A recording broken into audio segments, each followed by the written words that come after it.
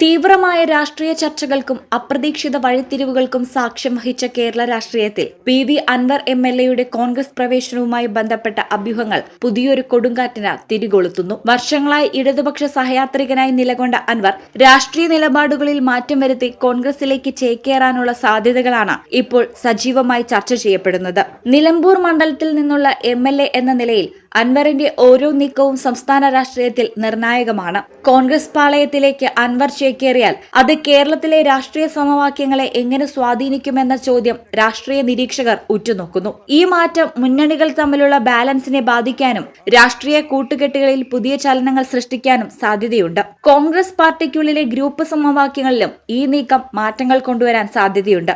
അൻവറിന്റെ വരവ് പാർട്ടിയിലെ ചില നേതാക്കൾക്ക് സ്വീകാര്യമാവില്ലെന്നും ഇത് വലിയ ചർച്ചകൾക്ക് വഴിവെക്കുമെന്നും രാഷ്ട്രീയ നിരീക്ഷകർ വിലയിരുത്തുന്നു. നിലമ്പൂർ മണ്ഡലത്തിലെ രാഷ്ട്രീയ സാഹചര്യങ്ങളിലും ഗണ്യമായ മാറ്റങ്ങൾ ഉണ്ടാകാൻ സാധ്യതയുണ്ട്.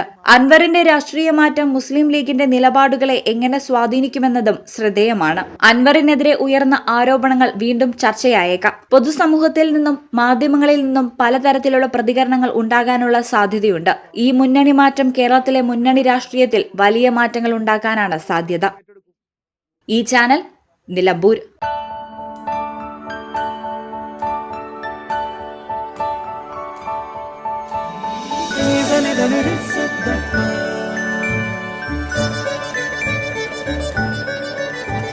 Da da da da da da da.